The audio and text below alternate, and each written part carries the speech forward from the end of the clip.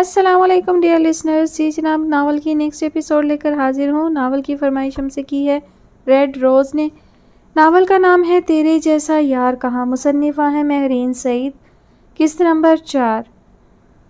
वो अपने कमरे में बेड पर बैठी हाथों पे लगी मेहंदी को देख रही थी। आज उसकी निस्बत अरमान अहमद से जुड़ जाती, ये ख्याल आते ही वो हल्का सा मुस्कुराई। कोई उसे शर्माता देख लेता तो बेहोश हो जाता। माहीन, सियाल और शर्म, उन सब ने एक साथ उसके कमरे में धावा बोला। माही ने पहले कमरे में लगे क्लॉक की तरफ देखा और अंदर आती उन सबको गुस्से से देखा, लेकिन वहाँ परवाह किसे थी। जल्दी नहीं आ गई तुम लोग? रस्म के वक्त आ जाना था, माही ने दांत पीसते हुए कहा। मैं भी इनसे यही कह रही थी, रस्म के वक्त जाएंगे, नूर ने तहम्मुल से जवाब दिया और ड्रेसिंग के सामने अपना जायज़ा लेने लगी। तुम इसको छोड़ो, चेंज करके आओ, तैयार भी होना है। नैना ने माही को कपड़े पकड़ाते वाशरूम की तरफ धकेला। आहिल को लगा उसका दिमाग चल गया है, अभी कुछ वक्त बाद रस्म करनी थी और वो नई फरमाइश कर रहा था। Are you out of your mind? Aahil ने दांत पीसते हुए उसे कहा, जबकि मुकाबिल हमेशा की तरह पुरसकून खड़ा था, जैसे उसके लिए तो ये छोटी सी बात थी। मैं सारा इंतज़ाम कर चुका हूँ, कारी साहब आने वाले हैं, तुझे बस मेरी शेरनी को राज़ी करना है। अरमान नाक से मक्खी उड़ाते हुए बोला, जैसे वो आहिल से एक गिलास पानी ही तो मांग रहा है। और शेरनी का बाप, आहिल से उसका सुकून हजम नहीं हो रहा था। ऐन मंगनी के वक्त वो निकाह की फरमाइश कर रहा था। अंकल से मैं बात कर लेता हूँ, उसने सीने पे हाथ रखते हुए कहा। ओ भाई, ये देख, मुझे माफ़ कर, इन सब से दूर रख, नहीं तो तेरे साथ मेरी भी कुटाई हो जानी। आहिल ने दोनों हाथ उसके सामने जोड़ते बेबसी से कहा। अभी तो मैं रुखसती का भी सोच रहा था, उसने आहिल को चिढ़ाने के लिए मुस्कुराहट दबाते हुए कहा। आहिल का दिल किया अपना सर पीट ले। देख भाई, तू है कौन? मैं तुझे नहीं जानता, आहिल कहते हुए उसके पास से जाने लगा तो उसने आहिल का बाजू पकड़ लिया। मेरा यार नहीं है, वो ब्लैकमेलिंग पर उतर आया था। आहिल बेबसी से उसे देखता रह गया। सियाल साहब, हाशिम अहमद और सिकंदर अफंदी उन दोनों को अजीब नज़रों से देख रहे थे। आहिल ने पहले उन तीनों के चेहरे की तरफ देखा और फिर दरवाजे से अपना फासला मापा। अगर उसे भागना पड़ता तो वो यकीनन अरमान अहमद को यहाँ छोड़ के खुद भाग जाता, जबकि अरमान अहमद आगे बढ़ के सियाल साहब के सामने जाके खड़ा हो गया। आहिल उसकी बहादुरी पे कुड़ता रह गया। ये साला खुद तो मरेगा, मुझे भी मरवाएगा, आहिल ने दिल में सोचा। मैं जानता हूँ अंकल, एंड टाइम पे आपको बता रहा हूँ, लेकिन मैं निकाह जैसे मजबूत बंधन पे यकीन रखता हूँ। उसे अपने नाम से नहीं बल्कि अपनी ज़ात से मंसूब करना चाहता हूँ। बात मनवाने का हुनर तो कोई अरमान अहमद से सीखे। लेकिन बेटा जी, माही, सियाल साहब तजब्जुब का शिकार थे। गुड़िया से मैं बात कर लेता हूँ अंकल, आहिल ने आगे बढ़ के कहा तो सियाल साहब ने इस बात में सर हिला दिया। वो ड्रेसिंग के सामने टेबल पे बैठी थी, वाइट कलर की मैक्सी और रेड दुपट्टे को सेट करके हाथों में गुलाब के गजरे डाले। हल्के से मेकअप में वो नज़र लग जाने की हद तक प्यारी लग रही थी। निशा और नैना एक तरफ से उसका दुपट्टा सेट कर रही थी, जबकि नूर बेड पे आराम से बैठी थी। जन्नत और फारिया खुद तैयार हो रही थी और अर्श निशा को पिंस पकड़ा रही थी जो वो माही के दुपट्टे पे लगा रही थी। जब आहिल ने दरवाजे पर दस्तक दी, उन सब ने अपना काम छोड़ के आहिल की तरफ देखा। फारिया ने जल्दी से नकाब किया था। भाई आए ना प्लीज़, माही खड़ी होती अपने दुपट्टे को पकड़ती बोली। आहिल ने आगे बढ़कर इज्जत से उसके सर पे हाथ रखा। गुड़िया, आपसे कुछ मांगू तो मना तो नहीं करोगी ना अपने भाई को? आहिल ने प्यार से पूछा। माही ने नफ़ी में सर हिलाया। वो दरअसल अरमान मंगनी की बजाय निकाह करना चाहता है, आहिल ने माही की तरफ देखते बम फोड़ा। उन सब ने माही की तरफ देखा, जिसके चेहरे पे एक रंग आ रहा था और एक जा रहा था। नैना और अर्श ने माही को रिलैक्स होने की ताकीद की। आहिल, क्या आप क्या कह रही हैं? नूर आगे बढ़ के आहिल से मुखातिब हुई। आहिल अरमान को दिल ही दिल में कोस रहा था, क्योंकि उसे रजिया गुंडों में फंस गई वाली फीलिंग आ रही थी। अब आहिल को समझ आया था कि अरमान ने माही को मनाने के लिए उसे ही क्यों भेजा था। कारी साहब आ गए हैं बाहर, आहिल के कहने पे माही ने बेचारी नज़रों से नैना को देखा। उसके पास हाँ के सिवा कोई चारा नहीं बचा था। उसने इस बात में सर हिला दिया। माहीन बिन्नत सियाल, क्या आपको अरमान अहमद बिन हाशिम अहमद बमावजा हक महर 1 लाख रुपए अपने निकाह में कबूल हैं? कारी साहब के पूछने पे माही, जो कि लाल चुनरी अपने सर पे ताने बैठी थी, उसने चुनरी के अंदर से ही कुर्सी पे बैठे कारी साहब के साथ खड़े सियाल साहब और आहिल आफंदी को देखा। फ़ायज़ा बेगम ने माही के हाथ पे अपना हाथ रख के उसे हौसला दिया। बाकी सब भी सर पे दुपट्टा लिए माही के जवाब का इंतज़ार कर रही थी। माही ने आंखें बंद करके लंबा सांस खारिज किया और सर इस बात में हिलाते आहिस्ता आवाज़ में कबूल है कहा। निकाहनामे पे साइन करते उसके हाथ कांपे और दिल की धड़कन बढ़ी। वो कुछ ही लम्हों में माहीन सियाल से माहीन अरमान बन गई थी।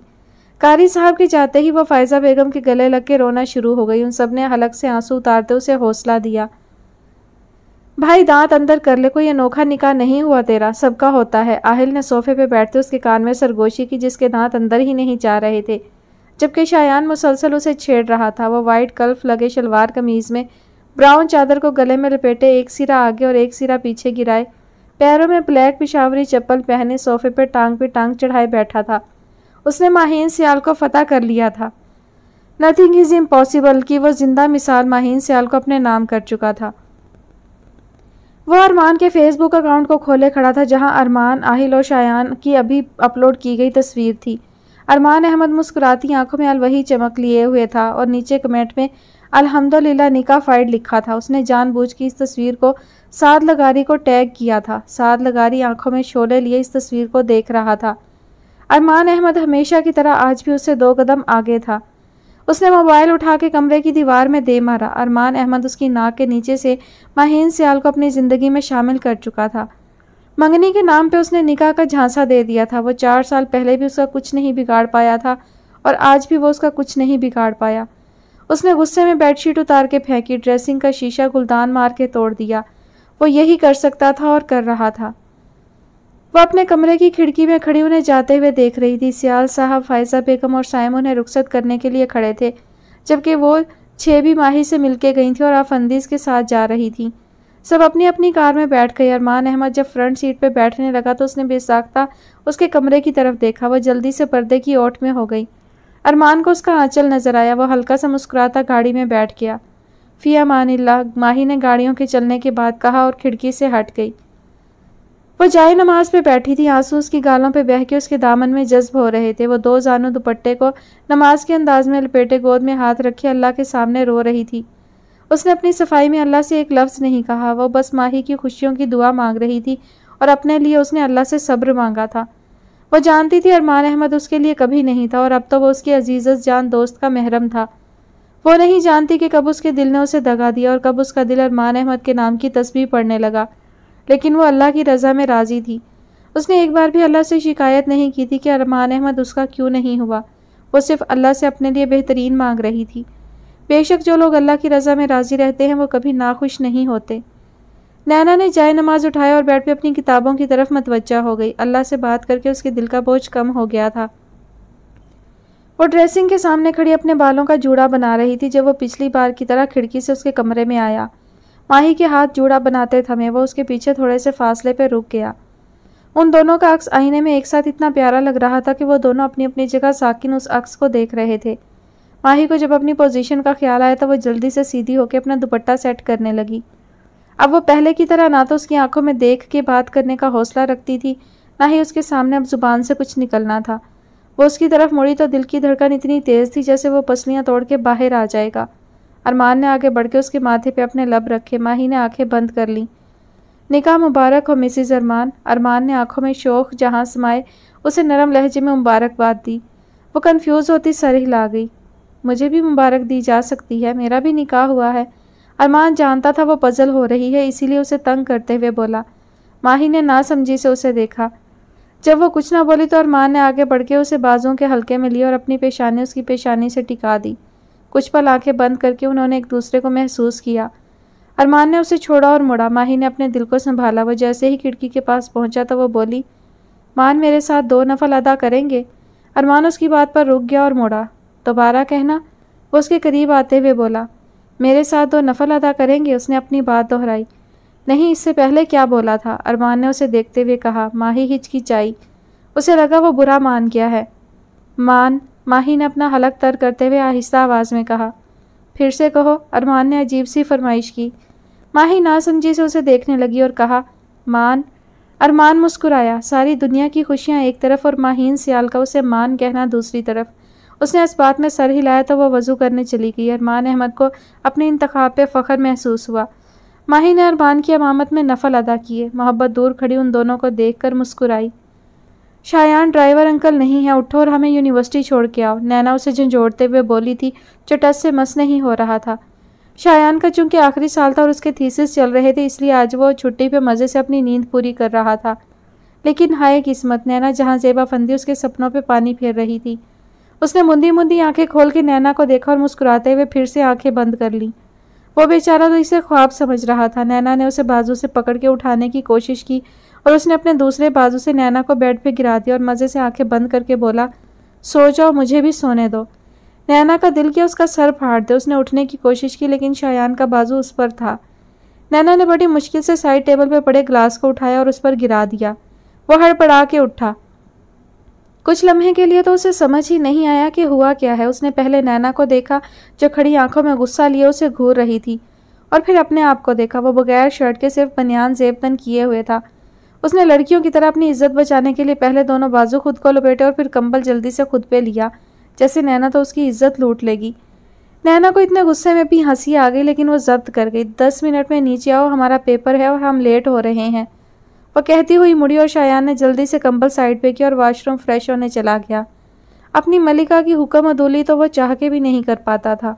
आज यूनी के बाद शॉपिंग पर जाना है सबने, घर कोई ना जाए। आयुष ने ग्रुप में मैसेज किया। जन्नत और निशा का ओके का रिप्लाई आया। यार मैं आहिल को बता के नहीं आई, नूर ने बहाना लगाया क्योंकि उसका मूड नहीं था। कोई बात नहीं, मैं कॉल कर दूंगी भाई को। नैना ने उसके बहाने की धज्जियां उड़ाई। माही तुम भी बता दो अपने अरमान जी को। फारिया ने माही को तंग करने के लिए मैसेज किया। मेरे अरमान जी कुछ नहीं कहते, मैं मैसेज कर दूंगी उनको। माही ने शर्माने वाले इमोजी के साथ मैसेज किया। ओके मैं वेटिंग एरिया जा रही हूँ, तुम सब लोग भी फ्री होके वहाँ आ जाना। अर्श ने मैसेज करके मोबाइल बैग में डाला और वेटिंग एरिया की तरफ बढ़ रही थी जब शाहमीर उसके सामने आया। जब किसी से कोई चीज़ लेते हैं तो उसे वापस भी करते हैं मोहतरमा। उसके कहने पे अर्श ने नासमझी से उसे देखा।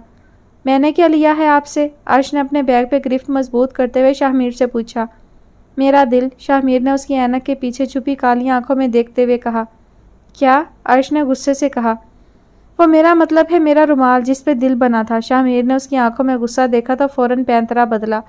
अर्श ने उसे ऐसे देखा जैसे कच्चा ही चबा जाएगी। ऐसी फजूल चीज़ें मैं अपने पास नहीं रखती मिस्टर शाह, उसी दिन फेंक दिया था। अर्श सुलेमान उधार रखने वालों में से नहीं थी। शाहमीर ने उसके जुमले पे गौर नहीं किया था, वो सिर्फ मिस्टर शाह पे अटक गया था। वो गुस्से से उसे घूरती वहाँ से चली गई और शाहमीर का दिल किया उसे रोक ले। एक बार उसके मुंह से मिस्टर शाह दोबारा सुनने का दिल किया था लेकिन शाहमीर ने दिल को टपट के चुप करवा दिया। अजीब साइको है, मैं बेइज्जती कर रही थी और वो हंस रहा था। अर्श सोचती वेटिंग एरिया की तरफ बढ़ी। वो ऑफिस में कोई फाइल देख रहा था जब मैसेज टोन बजी। मोबाइल पे लाइफ लाइन के नाम से सेव नंबर से मैसेज देख के उसके चेहरे पर मुस्कुराहट आई। मैं दोस्तों के साथ शॉपिंग पर जा रही हूँ। सिर्फ एक मैसेज था, बताने की जहमत की गई थी।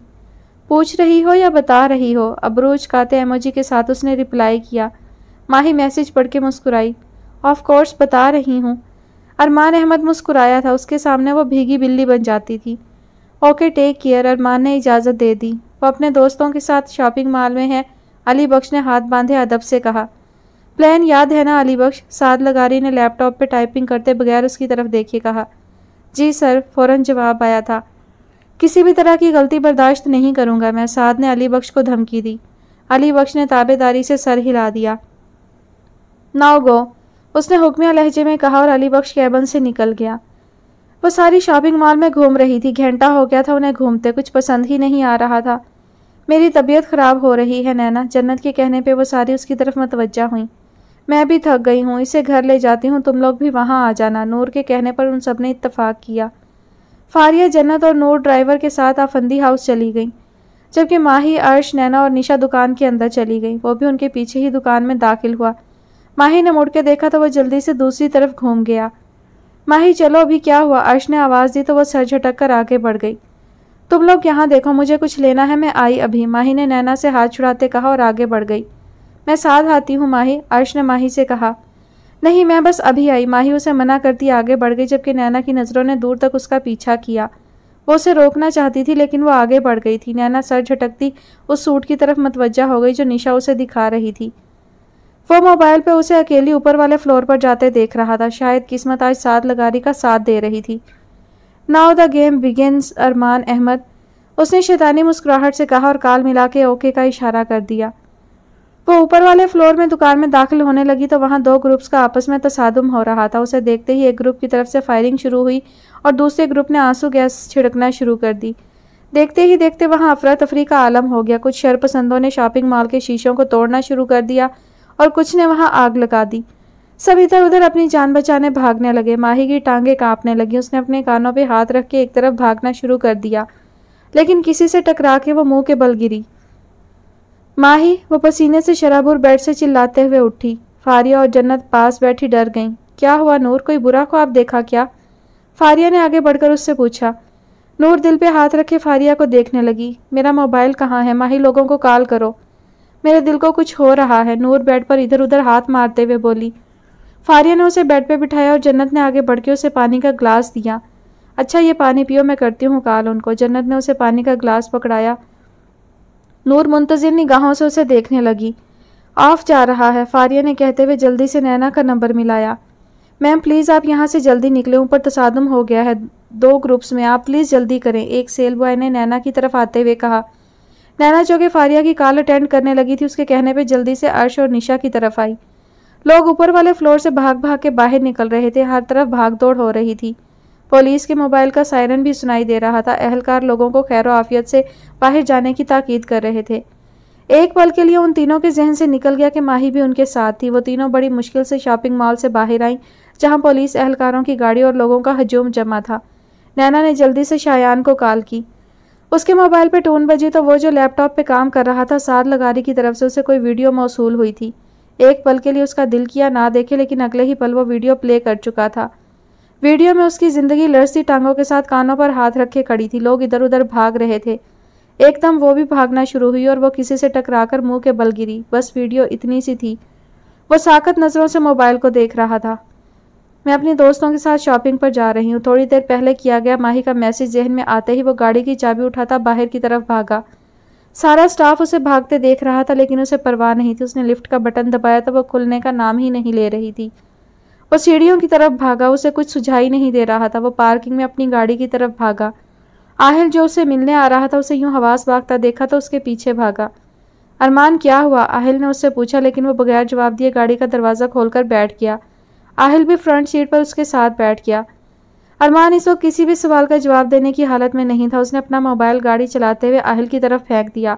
आहिल ने जब वीडियो देखी तो उसका सांस हलक में अटक गया।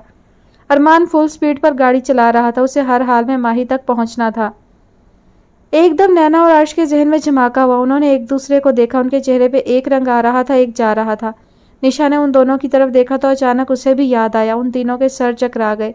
भीड़, हजूम, आवाज़ें सब पीछे चला गया। याद थी तो सिर्फ माहीन से याद। निशा और नैना शॉपिंग मॉल की तरफ भागी, जबकि अर्श को लगा वो हिल नहीं पाएगी। वो साकत खड़ी रह गई थी। उसकी टांगों में जान ना होने के बराबर थी। मैम आप कहाँ जा रही हैं? प्लीज़ दूसरी तरफ भागें, एक लेडी एहलकार ने निशा को रोकते हुए कहा। वो कुछ भी कहने की पोजीशन में नहीं थी। आंसू उसकी गालों पर बह रहे थे। वो सिर्फ शॉपिंग मॉल की तरफ इशारा ही कर पाई थी। शायान जो कि नैना को देख चुका था, उसे रोके खड़ा था। माही, शायान छोड़ो मुझे, छोड़ो, माही अंदर है, छोड़ो ना। नैना ने अपना आप शायान से छुड़वाते हुए कहा, लेकिन उसकी गिरफ्त मजबूत थी। वो उसे खींचता और निशा का हाथ पकड़ के महफूज जगह ले आया। अगर माही को कुछ हुआ तो तुम्हारा कत्ल कर दूंगी, उसने शायान का गिरेबान पकड़ते हुए गुस्से से कहा और उसके सीने पर सर रख के रोना शुरू कर दिया। वो उसे हौसला भी नहीं दे पाया था। नाजरीन, आपको बताते चले, लाहौर के मशहूर शॉपिंग मॉल में 2 ग्रुप्स का तसादुम हो गया है। कुछ शरपसंदों ने फायरिंग की है। हज़ारों जानें खतरे में हैं। आपको अपडेट कर रहे हैं लाहौर के मशहूर। फारिया के हाथ से रिमोट गिर गया। जन्नत ने ऊंची आवाज़ में रोना शुरू कर दिया, जबकि नूर धुंधली आंखों से साकत LED की स्क्रीन को देख रही थी। मिसेस जहांज़ेब, मिसेस सिकंदर और आसिया फंदी ने खैर की दुआ की। वो रिवॉल्विंग चेयर पर बैठा सिगरेट सुलगाए एंकर को टीवी पे बोलता देख रहा था। एक सुकून सा उतरा था उसके दिल में। साद लगारी ने सिर्फ अरमान अहमद से बदला लेने के लिए हज़ारों जानों को खतरे में डाल दिया था, और उसे इस चीज़ का कोई पछतावा भी नहीं था। जिस आग में वो 4 साल से जल रहा था, वो उसमें अरमान अहमद को भी जलाना चाहता था। साद लगारी ने अपनी चाल चल दी थी, लेकिन वो भूल गया था कि अर्श पे भी कोई ज़ात है जिसके हाथ में दुनिया का सारा निज़ाम है, और वो चाल चलते हैं और अल्लाह तदबीर करता है। बेशक अल्लाह बेहतरीन तदबीर करने वाला है। वो भागता हुआ शॉपिंग मॉल की तरफ बढ़ रहा था। उसे कुछ सुझाई नहीं दे रहा था। पुलिस एहलकार ने उसे रोकने की कोशिश की, लेकिन वो भागता हुआ शॉपिंग मॉल में दाखिल हो गया। आहिल को पुलिस पहले ही बाहर रोक चुकी थी। वो 2 मिनट में भागता हुआ मॉल के ऊपर वाले फ्लोर पर पहुंचा। ऐसा लग रहा था जैसे क़यामत आके गुजर गई है। पुलिस कुछ शरपसंदों को गिरफ्तार कर रही थी। कुछ लोग अपने प्यारों को रो रहे थे, बच्चों के रोने की आवाज़ें। लेकिन अरमान अहमद को भागते हुए माही दिखाई थी, जो आंखों में आंसू लिए उसे देख रही थी। अरमान अहमद को लगा किसी ने उसके दिल पे आरी चला दी है। अरमान ने जब उसके कंधे से खून निकलते देखा तो अपनी जगह पे जम के खड़ा हो गया। वो माहीन सियाल को खोने का हौसला नहीं रखता था। माही के होंठों से टूट के अदा हुआ और वो लहरा के नीचे गिरने को थी जब अरमान ने उसे पकड़ा और बाहर को भागा। वो आईसीयू के बाहर खड़े थे। खुशकिस्मती से माही को गोली सिर्फ कंधे पे लगी थी। उसे ब्लड लगाया गया था और डॉक्टर्स अंदर ऑपरेट करके गोली निकाल रहे थे। सियाल साहब और आहिल अफंदी हॉस्पिटल की फॉर्मेलिटीज़ पूरी कर रहे थे, जबकि वो 6 मिसेस सिकंदर, फायजा बेगम और शायान आईसीयू के बाहर कुर्सियों पर बैठे उसकी ज़िंदगी की दुआ कर रहे थे। अरमान आईसीयू के दरवाजे के साथ दीवार पे एक टांग ऊपर करके दोनों हाथ सीने पे बांधे गैर मरई नुक्ते को ज़मीन पे घूर रहा था। सबने आईसीयू के सुराग से उसे स्ट्रेचर पर लेटे देखा और अरमान अहमद के अलावा उसे लगा वो ये नहीं कर पाएगा। शायान यकटुक नैना को देख रहा था जो गोद पे हाथ रखे मन में कोई विर्द करते बहुत ज़्यादा रोने की वजह से आंखें और नाक सुर्ख हो रहे थे। शायान अफंदी को माहीन सियाल से बेक वक्त हसद और रश्क महसूस हुआ। वो सोच रहा था अगर माही की जगह वो अंदर स्ट्रेचर पे होता तो क्या फिर भी वो ऐसे ही रोती। आहिल कभी अरमान को देखता कभी नूर को। दोनों उसे जान से ज़्यादा अजीज थे और दोनों की अजीज जान अंदर स्ट्रेचर पर लेटी थी। वो उन्हें हौसला देना चाहता था लेकिन वो खुद भी हौसला नहीं कर पा रहा था। उन दोनों को गम की तस्वीर बने देख वो वहाँ से गुस्से से निकला। उसे साद लगारी से हिसाब चुकता करना था। वो अपने बेडरूम में सोफे पे टांग चढ़ाई इत्मीनान से बैठा कोई फाइल देख रहा था जब मुलाजिम हाथ बांधे उसके कमरे में आया। साहिब आहिल अफंदी आया है। मुलाजिम के बताने पे साद लगारी मुस्कुराया। बिठाओ, आ रहा हूँ मैं, उसने शान बेनियाजी से कहा था। मुलाजिम सर हिलाता चला गया। वो ड्राइंग रूम में खड़ा था, बैठने की जहमत नहीं की थी उसने। साथ जैसे ही दाखिल हुआ तो वो मुड़ा। आंखें जब्त के मारे सुर्ख हो रही थीं। उसे आज ये खेल ख़त्म करना था। ये तुमने करवाया है ना? आहिल ने हाथ की मुट्ठियां बनाते खुद का गुस्सा कंट्रोल करते पूछा। साद मुस्कुराता जाके कमरे में रखे सिंगल सोफे पे टांग चढ़ा के बैठ गया और बोला, क्या सबूत है तुम्हारे पास कि ये सब मैंने करवाया है? और इज्जतदार लोगों के घर में घुस के इल्ज़ाम लगाना जुर्म है आहिल अफंदी। साद के कहने पे आहिल हल्का सा मुस्कुराया और उसके पास जाके सोफे के बाजुओं पे अपने दोनों हाथ उसके अतराफ में रखे और साद को घेरे में लिए उसकी आंखों में अपनी आंखें गाड़ते सर्द लहजे में कहा, इज्जतदार बाप का इज्जतदार बेटा। साद को उसकी आंखों के तासुरात ने अपनी जगह जमा दिया। 4 साल पहले अरमान अहमद ने नहीं, यशफा की इज्जत पे तेरे कमीने बाप ने हाथ डाला था। यशफा को तेरे बाप जैसे दरिंदे से बचाने में अरमान अहमद का हाथ था साद लगारी, और ये तेरी चलती सांसें अरमान अहमद की मरहूने मिन्नत है। 4 साल पहले उसने सच छुपा के तुझे ज़िंदगी की नवीद सुनाई थी, लेकिन आज अगर माहीन सियाल को कुछ हुआ तो वह खुद तुझे मौत के घाट उतारेगा। सर्द लहजे में कहे गए आहिल अफंदी के जुमलों पे साद लगारी फटी फटी नज़रों से उसे देख रहा था। आहिल पीछे होकर अपना गुस्सा जब्त कर रहा था। उसकी जगह अरमान अहमद होता तो साद लगारी का जनाजा उठ जाता। तू झूठ बोल रहा है ना? मैंने खुद देखी थी वो वीडियो। साद को जैसे यकीन नहीं आया था। आहिल ने अपने मोबाइल से असली वीडियो निकाल के साद को दिखाई। वो वीडियो सिर्फ अरमान और आहिल के पास थी। उसको एडिट करके मुबीन लगारी ने साद को उन तीनों से बदगुमान किया था। वीडियो देखने के बाद साद को लगा वो सांस नहीं ले पाएगा। आहिल उसे ऐसे ही छोड़ते ड्राइंग रूम से निकल गया। अगर 4 साल पहले सच छुपा के अरमान अहमद ने उसे ज़िंदगी की नवीद सुनाई थी तो आहिल अफंदी आज उसे सच बता के मौत के घाट उतार गया था। गोली को कामयाबी से निकाल लिया गया था, लेकिन बहुत ज़्यादा खून ज़ाया हो जाने की वजह से माही को अभी होश नहीं आया था। उसे आईसीयू से जनरल वार्ड में शिफ्ट कर दिया गया था। सब बारी बारी उसे एक बार देख आए थे। अरमान अहमद वार्ड के बाहर कुर्सी पे बैठा आंखें मूंद के सर दीवार से लगाया हुआ था। आहिल उसके पास आके बैठ गया। सारी लड़कियों और औरतों को उन्होंने ऑपरेशन की कामयाबी पे घर भेज दिया था, सिवाय फायजा बेगम के जो माही के सिरहाने लगी बैठी उस पर आयात दम करके फूंक रही थी। शी इज़ फाइन अरमान, आहिल ने उसके कंधे पे हाथ रख के कहा। अरमान ने इस बात में सर हिला दिया। कुछ खा लो, आहिल ने दोबारा मुखातिब किया। अरमान ने नफ़ी में सर हिला दिया। आहिल उसे मजबूर नहीं कर पाया। अरमान अहमद अपनी मर्जी का मालिक था। वो वहीं बैठा था जहां आहिल उसे छोड़ के गया था। यशफा का उसके बाप को देख के रंग उड़ना, अरमान का उसे वार्न करना, यशफा की मौत, अरमान से दोस्ती से दुश्मनी तक का सफ़र, उसे हर चीज़ याद आ रही थी। उसके पास मरने को हज़ारों वजूहात थीं, लेकिन वो मर के भी अल्लाह को क्या मुँह दिखाएगा। वो ज़िंदगी की उस स्टेज पे था जहाँ ना वो जीना चाहता था ना मरना। दूर कहीं तहज्जुद की अजान हो रही थी। साद लगारी को बस हय्या अलल फलाह हय्या अलस सलात की आवाज़ सुनाई दे रही थी। तो क्या वो इस काबिल था कि अल्लाह उसे अपनी तरफ पुकार रहा है? क्या अल्लाह को उससे नफ़रत नहीं? क्या वो अल्लाह का सामना कर पाएगा? उसने पिछले 4 सालों में एक बार भी अल्लाह को नहीं पुकारा। आज अल्लाह के सिवा कोई बचा ही नहीं था जिसे वो पुकार सकता। उसे लगा अल्लाह उसे धुतकार देगा, वो उस जैसे गुनाहगार बंदे को क्यों माफ़ करेगा, जिसने 4 साल पलट के उसकी तरफ नहीं देखा, जिसने हज़ारों जानों को ख़तरे में डाल दिया। अचानक उसकी नज़र सामने लगी पेंटिंग पे पड़ी। अल्लाह बहुत तौबा कबूल करने वाला है। उसने इस आयत पे पहले कभी गौर नहीं किया, ना ही उसने ये पेंटिंग खरीदते वक्त इस आयत को पढ़ा। उसने सिर्फ मुसव्विर के हुनर और कैलीग्राफी से मुतासिर होकर उसको ख़रीदा था। इस आयत पर नज़र पड़ते ही उसकी आंखों में आंसू आ गए। बिसात पिच गई थी, खेल खेला जा चुका था और साद लगारी के हिस्से में मात आई थी। वो टूटा बिखरा वजू करके अल्लाह के हजूर जाए नमाज पे खड़ा हो गया। वो सजदे में जाते हिचकियों से रोया था। बेशक अल्लाह अपनी तरफ आने वाले टूटे बिखरे लोगों को समेट लेता है और उसने आज साद लगारी को समेट लिया था। वो बेड पे टांगे पसराए लैपटॉप गोद में रखे काम कर रहा था, क्योंकि ये 2 दिन माही के हॉस्पिटल रहने की वजह से वो काम नहीं कर पाया था। जबकि नूर भी उसके कंधे पे सर रखे उसकी तरह ही टांगे पसारे बेड पे उसके साथ ही बैठी थी।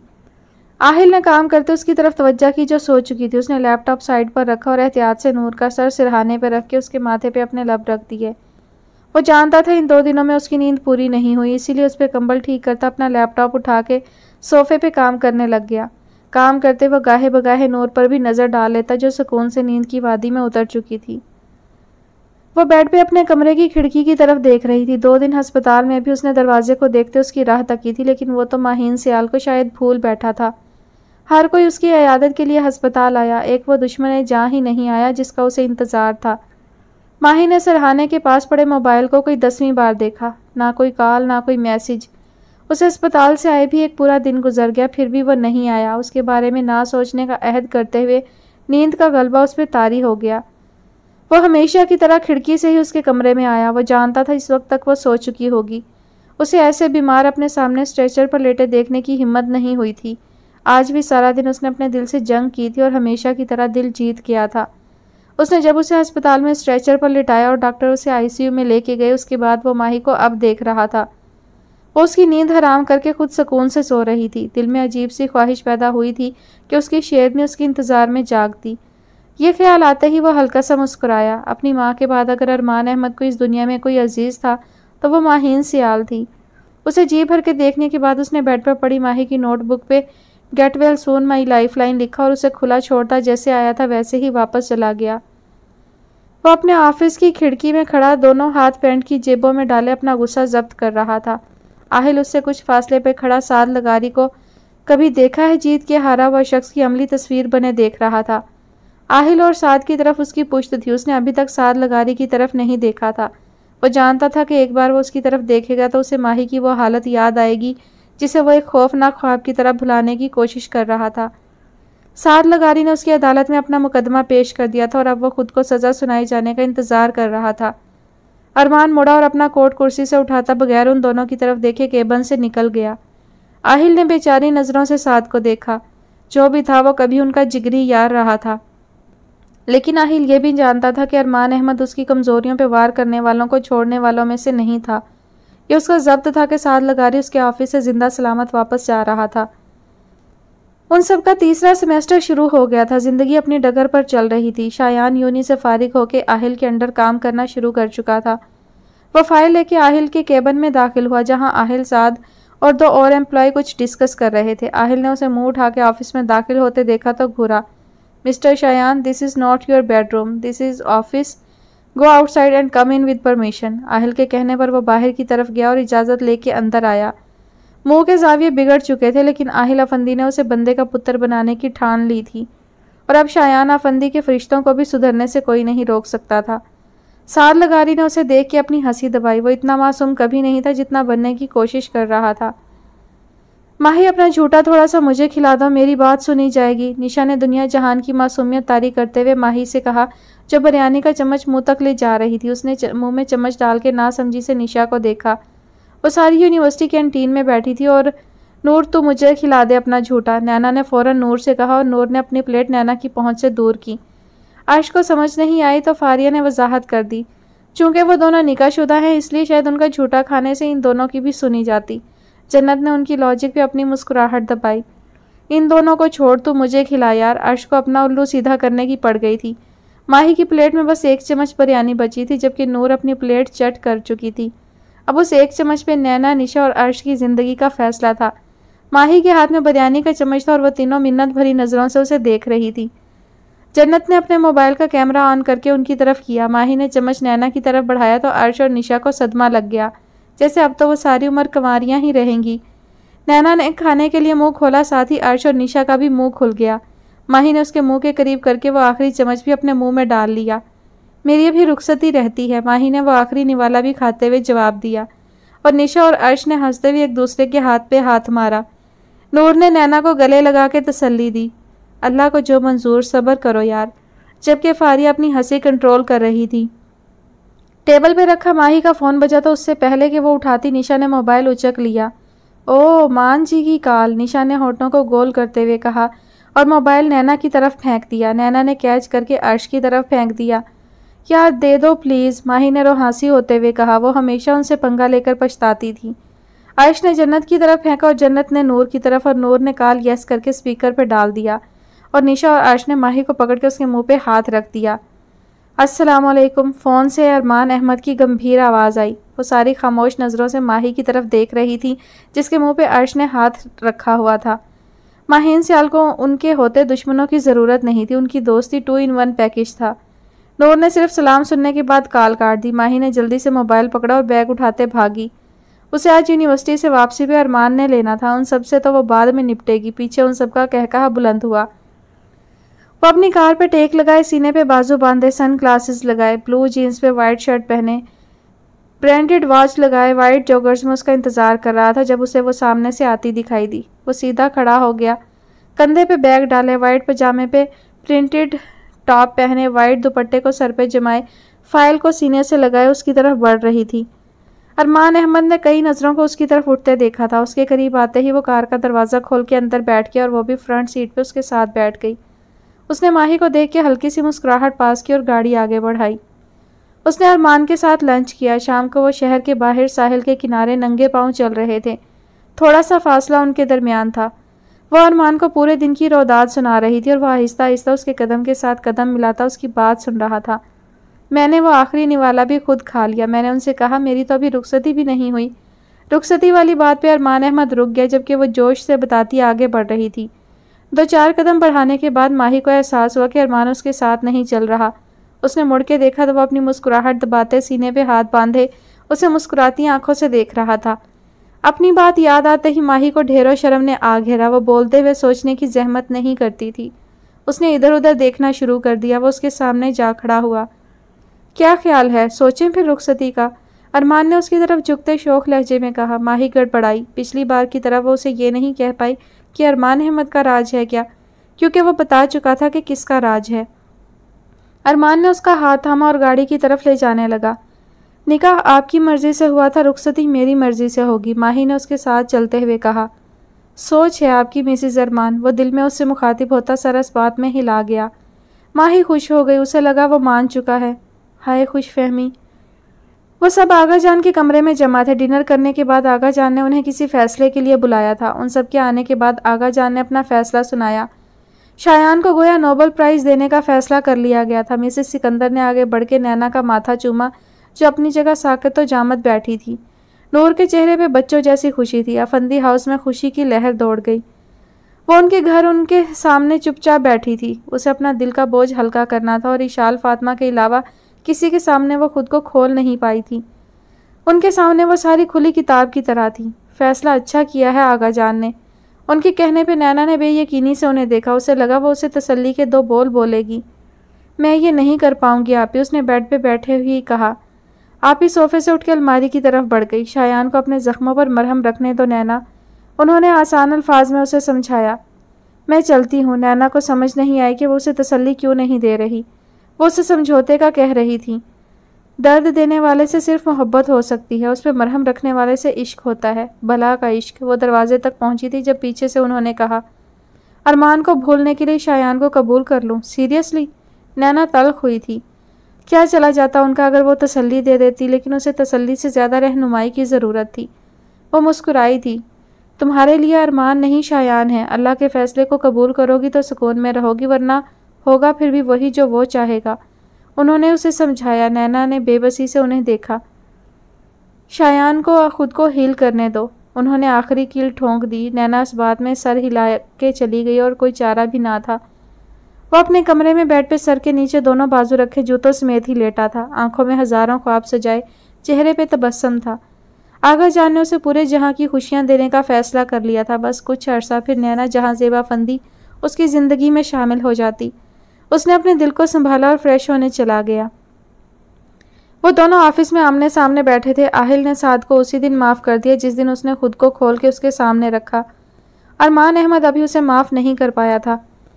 तुम सिर्फ इसलिए निशा से शादी करना चाहते हो क्योंकि वो यशफा जैसी है, आहिल ने तहम्मुल का मुजाहरा करते हुए कहा। साद जो कि नज़रें नीची करके बैठा था उसकी बात पर सर उठाया लेकिन खामोश रहा।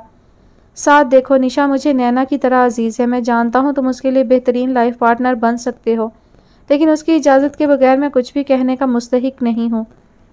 साद ने उसकी बात पर सर असबात में हिला दिया। वो इस बार अपनी मोहब्बत नहीं खोना चाहता था, लेकिन इस बार वो अल्लाह की रज़ा में राज़ी रहना चाहता था, इसलिए वो फिलवक्त खामोश हो गया था।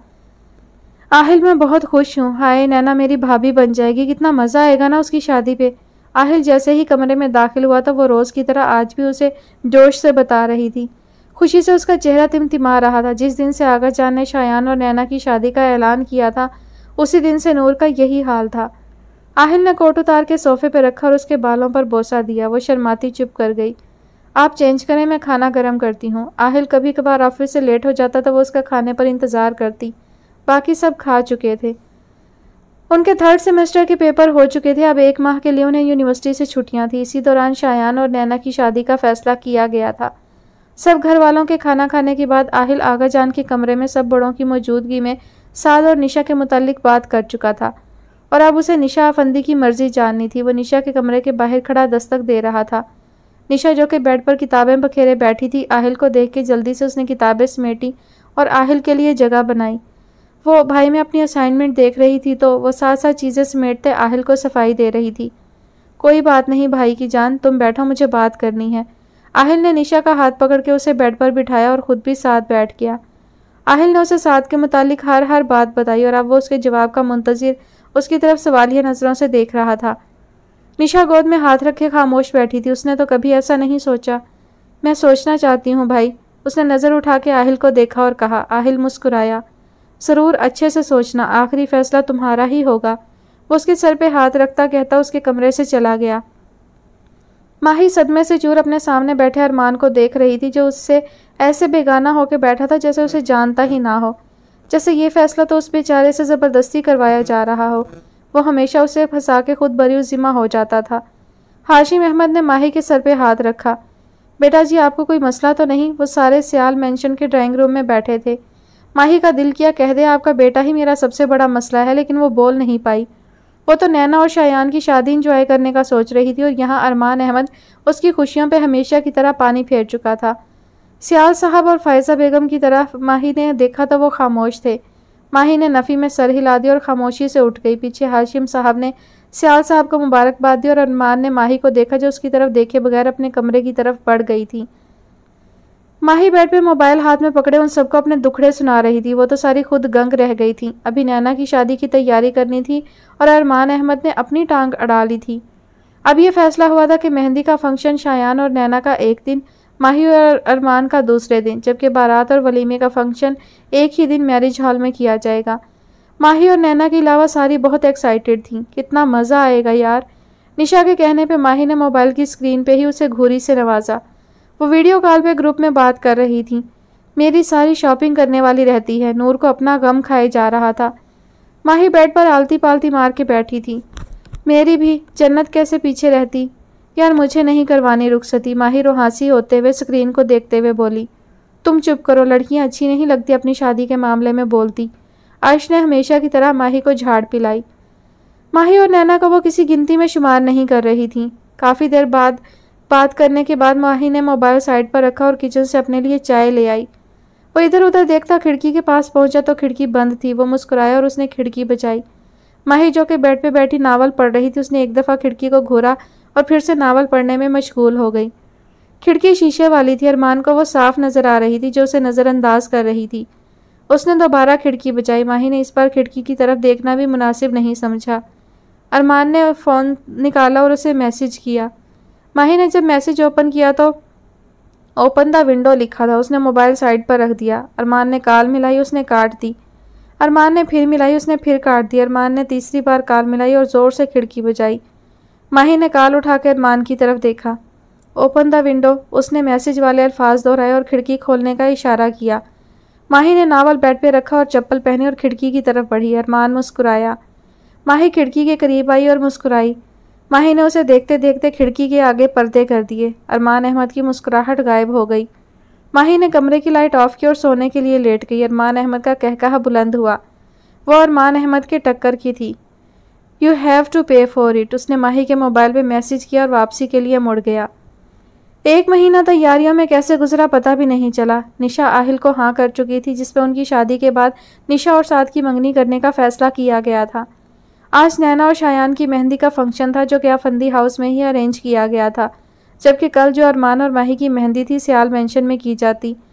वो सारी नैना के कमरे में जमा थी। चूँकि नीचे साद और आहिल तैयारियों में मगन थे, तो निशा अजीब सी झिझक महसूस कर रही थी और माही अरमान से चुपके नैना के कमरे में बैठी थी। उसने इस पूरे माह में उसे अपना चेहरा ना दिखा के जल्दी रुखसती का बदला ले लिया था, जबकि शायान को तो उन्होंने नैना के करीब भी फटकने नहीं दिया था। आहिल भी एक तरफ काम में मगन था, दूसरी तरफ उसने भी पूरा दिन गुजर गया, नूर को नहीं देखा। अरमान और शायान चूँकि दुल्हे थे, इसीलिए वो लाउंज में सोफे पर बैठे थे, जबकि आहिल और साद लान की सजावट करवा रहे थे। उन चारों के मुंह देखने वाले थे। साद पता नहीं कितनी बार बहाने से आफंदी हाउस गया। वो सिर्फ निशा को एक बार देखना और उससे उसकी मर्जी पूछना चाहता था, लेकिन वो तो पता नहीं किस कोने खुदरे में छुप के बैठी थी। जबकि आहिल का दिल किया वो एक बार भाग के नूर को देखा है, लेकिन उसे इतने काम थे कि अगर वो नज़र बचा के ऊपर जाने की कोशिश भी करता तो उसे कभी कोई आवाज़ दे लेता तो कभी कोई। शायान और अरमान तो बली के बकरे बने बैठे थे। हाय बेचारे, सबके हमारी लड़कियां भोली बैठी थी कि उनके घर वाले और होने वाले घर वाले भी कोई हैं, उन्हें सिर्फ अपनी तैयारियों से मतलब था। वो चाय का कप हाथ में पकड़े किचन से निकल रही थी जब वो सामने से आता दिखाई दिया। ओ, ये मोहतरम भी हैं यहाँ। अर्श ने होठों को गोल करके सोचा और उसे नज़रअंदाज करती आगे बढ़ गई। उसके पास से जब वो आगे निकल गई तो वो मुड़ा। मेरे घर वाले आपसे मिलना चाहते हैं, शामिर ने मुस्कुराहट दबाते कहा। वो गुस्से से मुड़ी। क्यों? क्योंकि वो मेरी चॉइस देखना चाहते हैं, शामिर ने उसे देखते हुए कहा।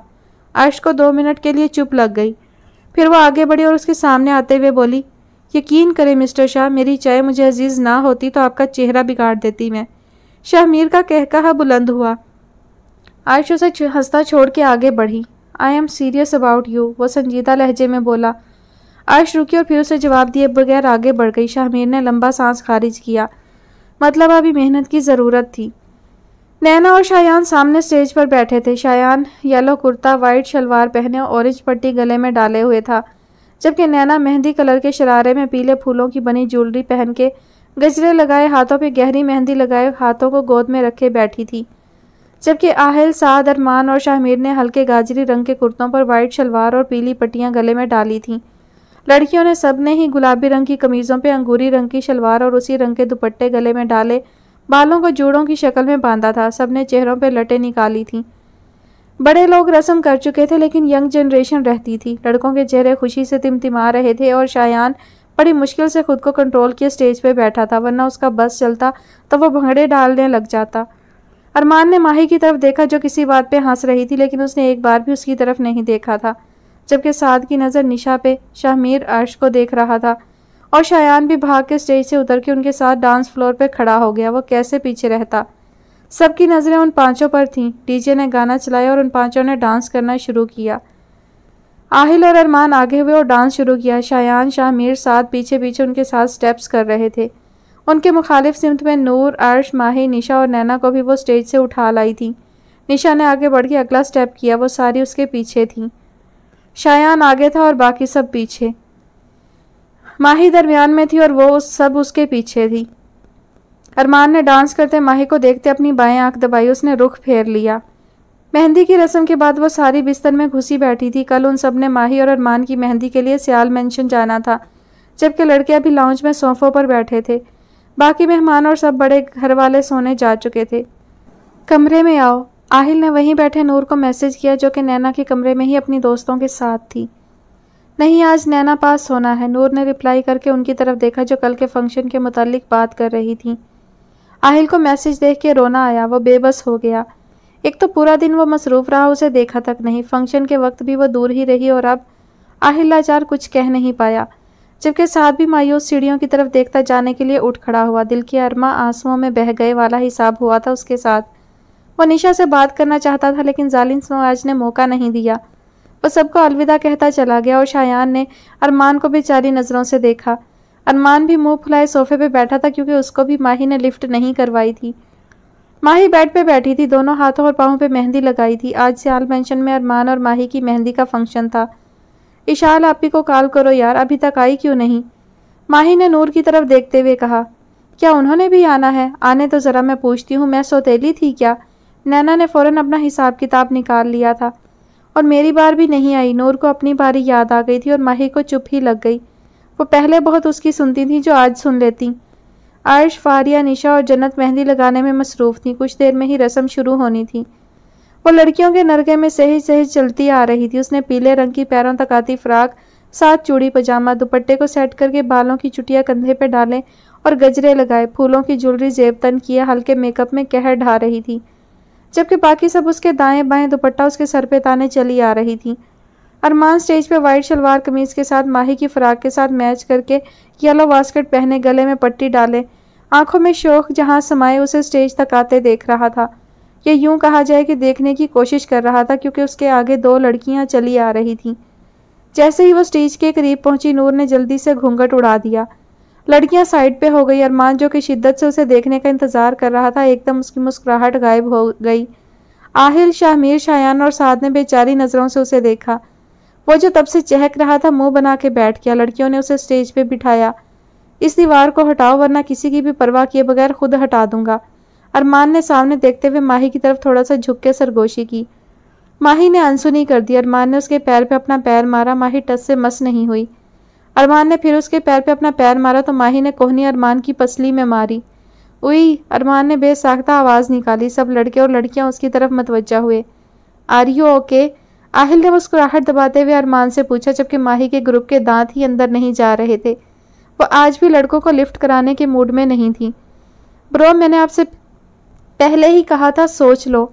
शायान ने उंगली उठाते अरमान को याद दिलाई, जबकि उसकी बात पे माही ने घूंघट के अंदर ही दांत पीसे। सब ने रस्में हिना की। जब लड़कियों और लड़कों की बारी आई तो साद का दिल किया कि वो निशा के साथ बैठ के रस्म करे, लेकिन निशा और अर्श बैठ चुकी थी। साद ने अपना सर शाहमीर के कंधे पर रख के मसनूई आंसू साफ किए। शाहमीर ने उसके साथ खुद को भी तसल्ली दी, अपना भी वक्त आएगा। जबकि आहिल भी मुंह देखता रह गया जब नूर और नैना ने माही और अरमान की रस्म की। शायान ने तो बाकायदा एहतजाज करने की कोशिश की, लेकिन आहिल ने उसे आवाज़ उठाने से मना कर दिया। बस आज का दिन, कल मैंने अपनी बीवी के पास भी भटकने नहीं देना इन चुड़ैलों को। शायान के कहने पे सब लड़कों ने लब्बैक कहा और अज़म किया। असल जुल्म तो अरमान अहमद के साथ हुआ था। माही ने तो उसके नाम की मेहंदी तक उसे नहीं दिखाई थी। रस्म करने के बाद वो सारी माही को स्टेज से लॉन के दरमियान खड़ा करके खुद उसके दाएं बाएं खड़ी हो गई। म्यूज़िक शुरू हुआ और लड़के फिर मुंह देखते रह गए, यानी कि वो अब डांस के वक्त भी उन्हें नहीं पूछेंगी। उन सब ने माही को दरमियान में खड़ा किया और खुद उसके इर्द गिर्द हाथ बांध के गोल गोल घूमना शुरू कर दिया। तेरे जैसा यार कहाँ, कहाँ ऐसा यार आना। वो गोल गोल घूमते मुस्कुरा के सिंगर के साथ खुद भी गा रही थी, जबकि माही आंखों में आंसू लिए उन्हें देख रही थी। नैना ने आगे बढ़ के माही को एक तरफ से गले लगाया और साथ गाना भी गाया। नूर भी आगे बढ़ी और उसे दूसरी तरफ से गले लगाया।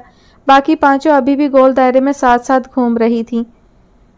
वो गाते हुए पूरी तरह से जज्बाती हो चुकी थी। वो भूल गई कि कोई और भी वहां मौजूद है। गाना खत्म होने पे सबकी तालियों पे वो एक दूसरे से अलग हुई और अपनी आंखें साफ की। माही नैना के एक तरफ गले लगी बेआवाज रो रही थी। इशाल आपी ने आगे बढ़ के उसे चुप करवाया। भाई मैं चलता हूँ, मैं तो कहता हूँ आप सब भी आ जाओ, यहाँ किसी ने नहीं पूछना हमें। शायान ने अरमान से हाथ मिलाते हुए सब लड़कों से कहा जो लड़कियों को रोते हुए देख रहे थे, जबकि अरमान ने पहली बार माही को अपने सामने रोते हुए देखा। वो खामोश निगाहों से स्टेज पे बैठा उसे देख रहा था, जो फायजा बेगम के गले लगी खड़ी थी। उसने महसूस किया वो उसका रोना बर्दाश्त नहीं कर पा रहा था। अगर 2 मिनट में वो खामोश नहीं हुई तो वो उसे यहाँ से ले जाएगा। जबकि साद और शाहमीर ने शायान को रोक के अपने साथ खड़ा कर लिया। वो मजलूम शक्लें बनाए खड़े थे। एक तो उन सबको कोई पूछ नहीं रहा था, ऊपर से औरतों का जज्बाती सीन ही खत्म नहीं हो रहा था। माही अपने कमरे में बाल खुले छोड़े खड़ी थी। वो सारी वापस जा चुकी थी, क्योंकि कल बारात थी। इसीलिए उन्हें और भी बहुत से काम थे। रात के 3 बज रहे थे। सब अपने अपने कमरों में आराम की गर्ज से जा चुके थे।